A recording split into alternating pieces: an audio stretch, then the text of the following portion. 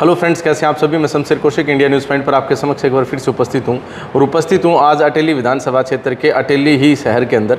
यहां पर आप हमारे स्क्रीन के ऊपर देख रहे होंगे कि महेंद्र सिंह राता जो कांग्रेस के अंदर सक्रिय हैं, ये हमारे साथ उपस्थित हैं। इनसे हम पूरी चुनावी चर्चा करेंगे और ये टिकट के मजबूत दावेदार भी कहे जाते हैं।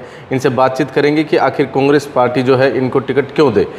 पूरी विधानसभा को लेकर भी चर्चा रहेगी। आप बने रहिए हमारे साथ इंडिया न्यूज़ पॉइंट पर। महेंद्र जी, स्वागत आपका इंडिया न्यूज़ पॉइंट पर। जी, स्वागत है आपका। आज आपने जो अपना समय और टाइम दिया आपके न्यूज़ चैनल को, तो सबसे पहले तो मैं आपको बताना चाहता हूं कि मैं अटेली विधानसभा का एक लोकल नागरिक होने के नाते मैंने हर मुद्दे को अटेली विधानसभा में प्रमुखता से उठाया है। जब हम कांग्रेस पार्टी की नीतियों को लेकर गांव-गांव में प्रचार के लिए गए तो लोगों ने हमें एक आवाज़ दी कि आने वाले चुनाव में बाहरी कैंडिडेट को ना लाके एक विधानसभा के कर्मठ कार्यकर्ता को, नौजवान को मौका मिलना चाहिए।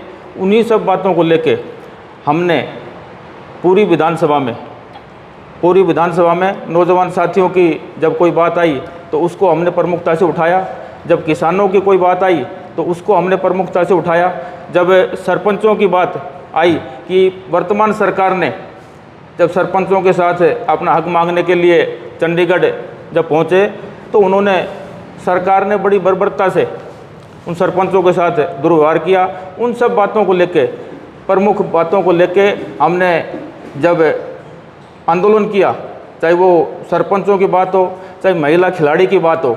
अब वर्तमान में आपने देखा कि बीजेपी सरकार ने जो महिला हमारे देश के लिए, प्रदेश के लिए मेडल लेके आती हैं, उनके साथ सरकार ने बड़ा बर्बरता का व्यवहार किया। उस बात को लेके भी हमने प्रदर्शन किया।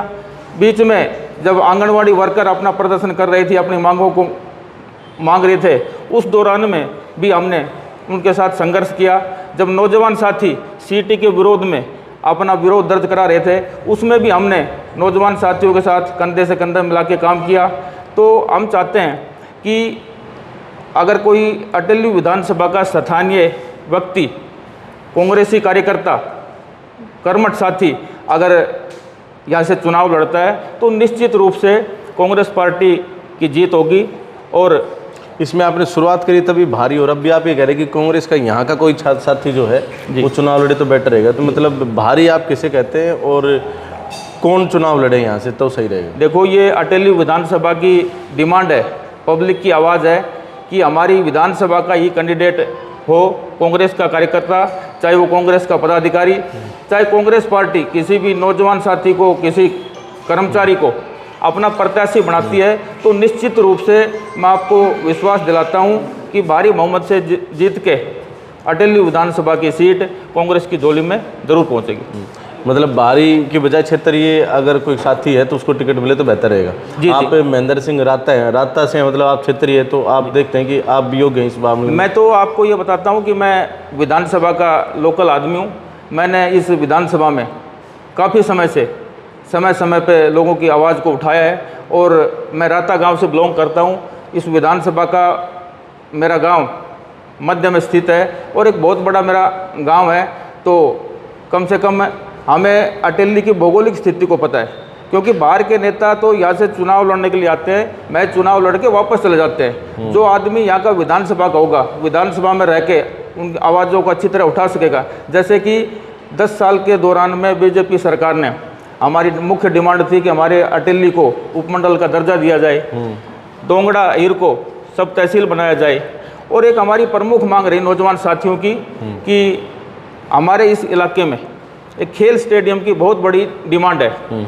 एक हमारे यहाँ नौजवान साथियों ने खेल संघर्ष समिति बनाई हुई है। 10 साल से उन्होंने संघर्ष करते बीजेपी सरकार से खेल स्टेडियम की मांग की। पता नहीं बीजेपी सरकार की नीति कैसी रही कि हमारे क्षेत्र को एक खेल स्टेडियम से वंचित रहना पड़ा। बड़े दुर्भाग्य की बात है। हमारे यहाँ के नौजवान साथी बड़ी सेना में भर्ती होते हैं और सेना में जाके अपने देश प्रदेश का नाम रोशन करते हैं। तो मैं समझता हूँ अगर हमारे यहाँ इस क्षेत्र में खेल स्टेडियम हो तो हमारे बहुत अच्छे अनुभवी खिलाड़ी तैयार हो सकते हैं जो अपने देश का, प्रदेश का नाम रोशन कर सकते हैं। बिल्कुल, जो मुख्य मांगे हैं उसमें आपने मुख्यतः 3 चीज़ों को गिनाया अभी, जी। जैसे दोंगड़ा हीर को जो है ना उप तहसील का दर्जा हो गया, जी। खेल स्टेडियम हो गया, और अटेली को उपमंडल बनाना। जी। उपमंडल बनाने से क्या फ़ायदे रहेंगे, सरकार क्यों नहीं बना रही अभी तक? देखो, ये बीजेपी सरकार की पहले की डिमांड थी। पिछले टर्म में बीजेपी सरकार ने कहा था कि भाई अटेली को उपमंडल का दर्जा देंगे, ताकि मतलब अटेली के लोगों को अपने कार्यालय में काम कराने के लिए कोर्ट के लिए नारनौल नहीं जाना पड़ेगा। जैसे कि अब कनीना में उपमंडल का दर्जा है, तो वहाँ की सभी सुविधा वहाँ के लोकल लोगों को वहीं पे मुहैया हो जाती हैं। तो अटेली की भी डिमांड है कि आने वाले समय में अटेली के लोगों को अपने कामों के लिए ना नारनौल जाना पड़े, ना कनीना जाना पड़े। तो हमारी उपमंडल की एक प्रमुख मांग है। ऐसे ही हमारी दोंगड़ा हीर में सब तहसील की मांग थी, और बीजेपी सरकार ने वादा भी किया था कि भाई हम हमारी सरकार बनते ही दोंगड़ा में उप तहसील बनाएंगे। अच्छा, अगला एक सवाल ले लेता हूं मैं, जो आपसे सीधा जुड़ा हुआ है। अटेली मंडी विधानसभा के अंदर कांग्रेस के जो टिकटार्थी हैं उनकी एक लंबी लिस्ट है जी। फिर महेंद्र सिंह राता ही अटेली की टिकट के लिए कांग्रेस में क्यों मजबूत दावेदार है? मैं तो ये समझता हूँ कि मैं अटेली विधानसभा से ही आता हूँ, मेरा गांव भी मेरा रहता है, और मेरा बिजनेस व्यापार भी इस अटेली क्षेत्र में रहा है, और मैं करीब 20 साल से इस अटेली क्षेत्र के लोगों के बीच में रहते हुए, अटेली क्षेत्र के लोगों को काम काज कराते हुए और अटेली की जनता के बीच में रहा हूँ। और क्योंकि अगर बाहर का जो कोई आदमी आता है तो वो अटेली की जन समस्या को, किसानों की समस्या को वो नहीं उठा सकता। हम लोकल होने के नाते हमें पता है कि कब किसान को बिजली की ज़रूरत पड़ती है, कब किसान को खाद की ज़रूरत पड़ती है, कब नौजवान साथियों को कॉलेज में एडमिशन की ज़रूरत पड़ती है। तो इन सब बातों को लेके हमारा लोकल आदमी का यही मत है कि कम से कम कांग्रेस का कोई उम्मीदवार हो तो वो एक लोकल उम्मीदवार हो, वो ज़्यादा बेहतर अटेली क्षेत्र का विकास कार्य करा सकेगा। अच्छा, अब जैसे मान लीजिए कांग्रेस आपको टिकट दे देती है जी, इलेक्शन जो है वो होता है, फाइट होती है, तो हम फाइट पर ही जाते हैं फिलहाल कि क्या लगता है आपको महेंद्रगढ़ जिले के अंदर और साथ में पूरे हरियाणा भर में कांग्रेस किस पायदान पर है? देखो, ये तो आप सबको भली भांति पता है कि आज के दिन पूरे हरियाणा प्रदेश में कांग्रेस पार्टी की लहर है। अभी आपने पार्लियामेंट के चुनाव में देखा जी, पार्लियामेंट के चुनाव में एक बहुत अच्छा प्रदर्शन कांग्रेस पार्टी का रहा, और एक वोटों परसेंटेज के हिसाब से देखें तो हरियाणा प्रदेश में सबसे ज़्यादा वोटों परसेंटेज कांग्रेस पार्टी की रही। और मैं तो ये कहता हूँ कि हमारे पार्लियामेंट के क्षेत्र में, पार्लियामेंट में 10 सीटें हैं, पार्लियामेंट में 10 सीटें हैं, तो पार्लियामेंट में कांग्रेस ने किया अभी आप है, और अब आने वाले समय में कर देंगे बीजेपी को साफ। अच्छा, चलिए, ये तो कांग्रेस और बीजेपी की पार्टी की फाइट की बात रही, लेकिन अब आपकी फाइट की बात करते हैं। कांग्रेस पार्टी ने आपको टिकट दे दिया, फाइट भी हो गई, और जैसा कि आप कह रहे हैं कि भाई कांग्रेस विजयी रहेगी, तो मान लीजिए आप विजेता रह भी जाते हैं जी, आप बन जाते हैं विधायक, तो क्या अटेली विधानसभा आपसे उम्मीद करे? जी, देखो, अटेली विधानसभा में मैं बहुत गहराई से अटेली विधानसभा को देखा है, क्योंकि मेरा जन्म भी यहीं पे हुआ है, मेरी कार्यशैली भी यहीं पे रही है। तो मुझे पता है कि सबसे यहाँ की मूलभूत सुविधा है कि आम जन लोगों को सुविधा उपलब्ध कराना, यहाँ पे नए उद्योगों को यहाँ पे स्थापित कराना जी।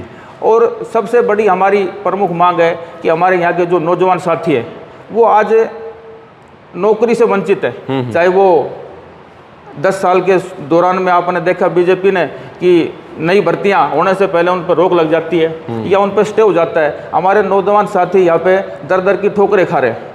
उनको पहले फौज में नौकरी मिल जाती थी, यहाँ का नौजवान साथी मतलब कि अपनी फिजिकली फिट था, भागत दौड़ी करके वो अपने फौज में भर्ती हो जाता था। आज वो फौज भी आपने देखी 4 साल की कर दी।